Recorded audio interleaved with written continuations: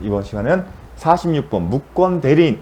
그럼 무권 대리인 나오게 되면 무권 대리 행위다. 그러면 항상 마찬가지지만 본인, 상대방, 무권 대리인 명칭을 반드시 쓰셔야 합니다. 무권 대리인 을이 갑을 본인을 대리하여 갑소의 부동산을 병에게, 상대방에게 매도하는 계약을 체결했다. 이에 관한 설명을 옳은 것을 모두 고르세요.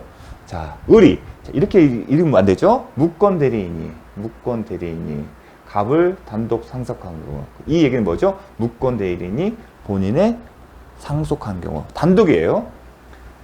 본인 갑의 지위에서, 정확한 표현이면 무권 대리인이 본인 상속인의 지위에서 추위를 거절한 것은 신의 성취 원칙에 반한다. 이 표현이 정확한 표현은 아닌데 출제자들은 명확하게 쓰진 않아요. 정확한 표현은 어떻게 됐죠? 32회 43번 나왔죠. 선의 무과실인 변형에게. 이 표현이 정확해요. 그런데 기존의 기출보시면 이런 표현들이 혼용돼서 쓰고 있습니다. 향후에는 이렇게 정확하게 쓰길 바랄 뿐인데 수험생 입장에서는 이렇게 표현을 쓰지 않다 하더라도 추인을 거절해서 신의 원칙에 반한다를 맞는 걸로 생각하셔야 할 겁니다. 왜냐하면 이건 맞는 걸로 계속 나오기 때문에 우리가 바라면 이렇게 명확하게 씁니다. 이게 정확한 표현입니다. 왜냐하면 병이 선의 무과실인 경우에만 무권대리 사람에게 계약 이행의 책임을 청구할 수 있고 물을 수 있고, 그러한 의무 부담을 지에 있는 사람이 본인의 상속의 주의에서 추인을 거절하는 것이 신의식에 반하는 겁니다. 신의식에 반하는 얘기를, 너 이렇게 할 의무가 있는데 왜 이런 이유로 못한다고 얘기해? 그건 신의식에 반하는 거야. 너 그렇게 할 의무가 있잖아.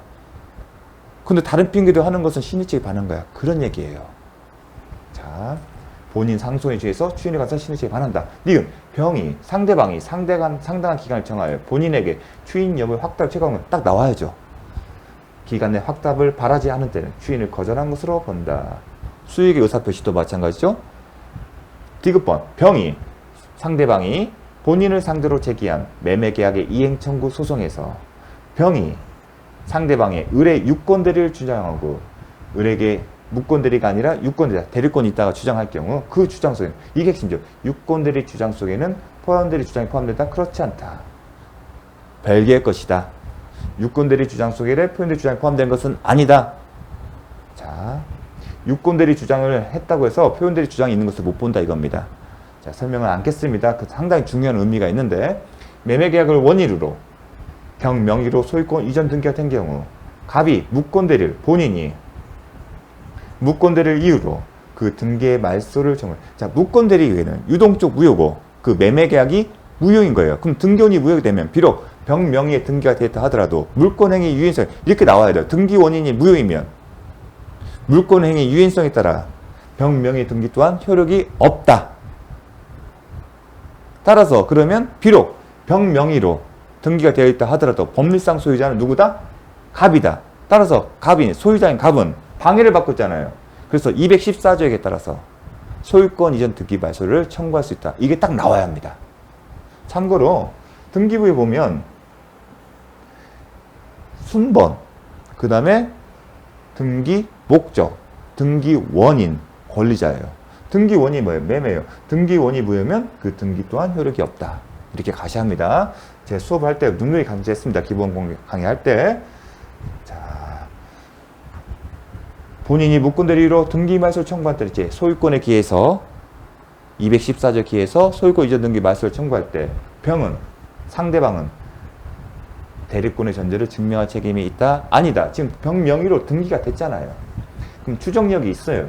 그럼 추정력의 범위와 관련해서 등기 원인이 적법한 거, 더 나아가 부동산 등기 적법한 절차에 따라서 이루어진 거야. 또 하나 대리권 존재가 추정이 돼요. 따라서 을의 대리권을 증명할 책임은 누구다? 병이 아니라 본인이다. 왜냐면 대리권 등기 추정, 대리권 존재가 추정되기 때문에, 대리권이 있는 것으로 추정되기 때문에 그것을 깨고 싶은 본인이 증명 책임이 있다. 이미 봤던 겁니다.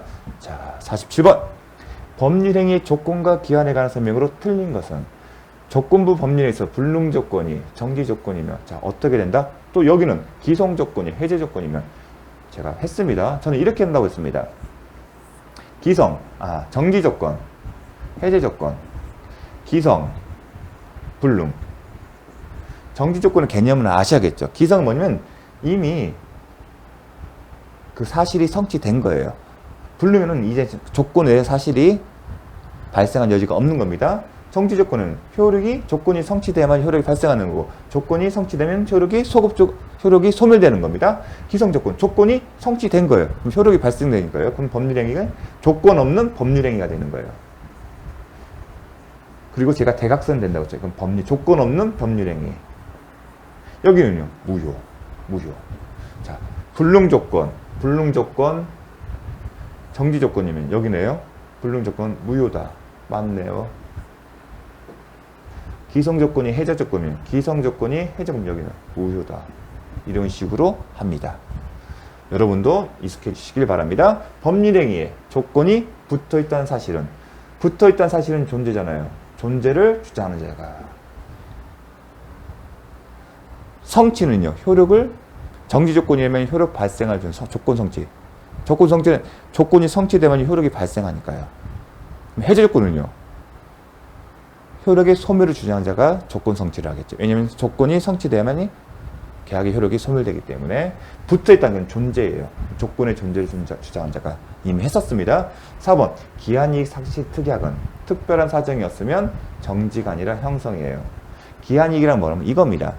여러분이 대출 계약을 은행 가서 대출을 받았다.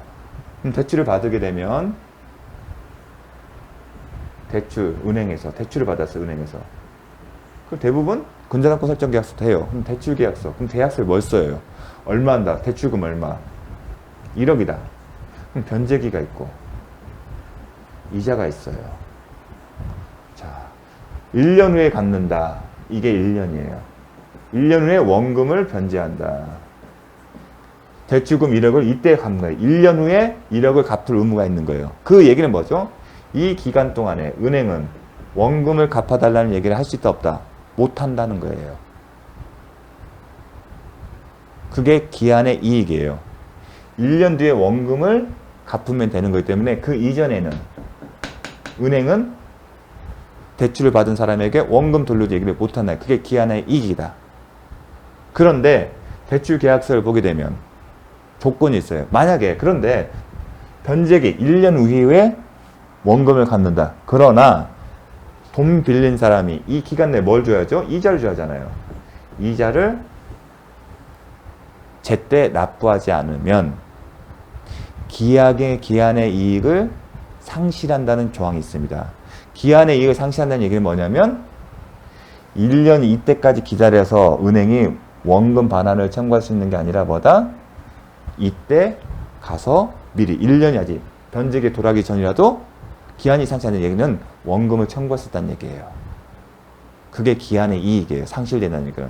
원래는 이때 가서 원금 줘 이 얘기를 하는데 기한이 상실되면 대부분은 이자를 제때 납부 안 하는 거예요. 그러면 기한 도래 전이라도 원금 청구할 수 있어요. 근데 원금 청구가 이런 기한이익 상실 사유가 발생하면 당연히 되는 경우도 있고 그게 정지 조건부예요. 정지 조건부는 조건 사실이 성취되면 별도의 의사표시 없이 바로 가능한 거예요. 그게 정지 조건부예요. 아니면 형성권죠. 말 그대로 그런 사실이 발생하더라도 은행이 기한 상실을 이유로 청구를 해야만이 비로소 기한 상실 효과가 발생하는 경우가 있습니다. 이 두 가지가 나눕니다. 그런데 대부분은 채권자의 입장에서는 특별한 의사표시 해석인데 불분명할 때 물론다 형성권죠. 왜냐하면 그렇게 해석하는 게 채권자 유리해요. 그럼 채권자 있으면 계속 이자를 받을 수 있잖아요. 정지 조건은요, 그 조건이 성취되면 바로 기한이 상실되고 변제기에 도래하는 거예요. 근데 채권자 입장에서는 의사표시를 하는 게 수정하는 게 유리하다. 그런 내용입니다. 그래서 기한이 상실의 특약은 크게 정지 조건부와 형성권 쪽으로 나눠지는데 특별한 사정이 없는 한, 즉 명백히 정지 조건부로 기한이익 상실의 특약을 볼 만한 특별한 사정이 없는 한 뭘로 본다? 형성권적 기한이익 상실 특약을 본다. 즉 기한이익 상실됐으니까 돈 줘. 그렇게 청구해만이 기한이익 상실된다는 겁니다. 자, 그래서 그게 이제 시험에 자주 나옵니다. 지문에 이렇게 나옵니다. 기한이익 상실 특약은 특별한 사정이 없으면 정지조건부 기한이익 상실 특약을 본다? 틀려요. 아니면 형성조건부 기한이익 상실 특약을 본다. 추정된다. 이렇게 나옵니다. 종기 있는 법률 기한이죠. 기한이 도래한 때부터 효력을 잃는다. 자, 종기는 기한이에요. 기한에는 시기와 종기가 있어요. 임대차 계약을 있잖아요. 장래에 발생한 사실이잖아요. 그쵸? 사실인데 확실한 사실이 기한이고 불확실한 사실이 조건입니다. 근데 확실한 사실이기 때문에 뭐가 있을 거예요? 연도예요. 임대차 계약을 언제부터 시작한다. 그게 시기고 언제 종료된다. 그게 시기 종기예요. 그때 효력이 발생한다. 왜 시험 문제 포인트 이거예요. 도래한 때로부터. 왜 이렇게 썼냐? 기한은 소급표가 없기 때문에. 소급표가 없다. 소급표가 없다. 따라서 도래한 때로부터 효력이 발생하거나 소멸하는 겁니다. 종기니까 도래한 때부터 효력을 잃는다. 시기라면 도래한 때부터 효력이 발생한다. 그러면 소급하여 효력 발생한다. 그런 표현이 나오면 틀린 겁니다. 기한의 경우에는. 강조했습니다. 48번. 추인할 수 있는 법률 행위가 아니는 것은 출제자의 의도는 좀 애매해요. 출제자의 의도는 추인을 하더라도 효력이 생기지 않는 경우를 묻는 겁니다. 자, 첫 번째.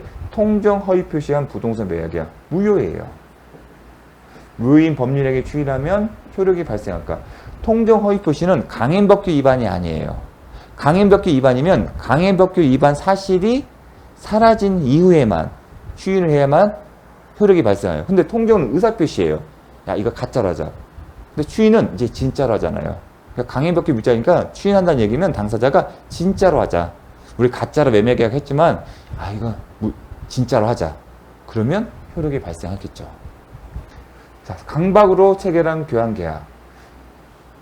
취소할 수 있는 행위예요. 즉 유동적인 유효 상태예요. 추인을 한다는 얘기는 취소권의 포기일 뿐이에요.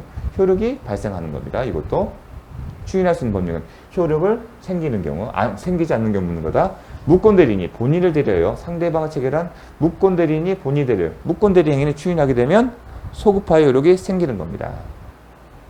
4번 미성년자가 법정 대리인의 동의나 허락 없이 자신의 부동산을 매도하는 경우 취소할 수 있는 행위예요. 취소할 수 있는 행위 때문에 추인하면 취소권 보게 되고 확정적으로 효력이 발생합니다. 자, 이게 5번이 답이에요. 자, 처음부터 허가를 잠탈할 목적으로 체결된 토지거래 구역 내 토지거래 어떻게 되죠? 유동적 무효인가요? 확정적으로 무효예요. 그렇죠. 첫째, 추인을 하게 되면 뭘 추인하는 거죠? 토지거래 계약을 추인하는 거예요. 당사자가 추인하는데 그런데 여전히 뭐가 없어요? 허가가 없잖아요. 추인의 의사가 있다 하더라도 허가가 없으면 효력이 발생하지 않지 않습니까? 그 얘기인 겁니다. 그렇게 접근을 하셔야 합니다. 그렇지 않으면 답을 찾기가 힘듭니다. 이게 어떤 판례가 있냐면 이겁니다. 관할청의 허가 없이 의무부담을 행위를 한 경우에 그 행위는 효력이 없고 학교법인이 사립학교 관련돼서는 재산은 관할청 허가를 받아야만 처분의 효력이 발생한다. 그거의 연장선상이에요. 의무부담 행위도 마찬가지예요. 관할청의 허가가 있어야만이 의무부담의 효력이 인정됩니다. 나중에 효력이 없는데 나중에 학교법인이 추인했어요. 근데 추인을 뭐에다 했어요? 의무부담에다 했잖아요. 여전히 관할청의 허가가 없기 때문에 추인이 있어도 효력이 없다는 겁니다. 왜냐하면 관할청의 허가나 아니면 이런 허가도 행정관청의 허가잖아요. 이 허가 자체는 개인의 당사자의 추인과는 별개의 문제잖아요. 그래서 그렇게 인가하십시오. 추인하더라도 여전히 관할청의 허가가 없으니까 효력이 발생하지 않는다. 설사 토지거래 계약 자체를 추인하더라도 여전히 허가 자체가 없기 때문에 효력이 없는 겁니다. 그렇게 얘기를 해주십시오. 좀 문제 자체가 명확하지는 않았습니다. 그래서 이렇게 또 나오진 않을 겁니다. 취소 원인은 법률행위. 불공정한 백사조 무효죠. 불법 조건이 붙은 증여계약은 증여계약 자체가 무효가 된다. 강행법규 위반 무효다. 사기 교환계약은 취소할 수 있는 법률행위다. 원시적 객관적 전문 불능 뭐죠? 무효다. 원시적 객관적 전문 불능 임대차 계약은 무효입니다. 자, 요거 하나는 정확하게 기억해 주십시오. 나중에 이혼 부담과 이제 다른 측면 공부할 때 다시 나올 겁니다. 50번 가분. 이 부분 설명할 게 많으니까 잠시 쉬었다 하도록 하겠습니다.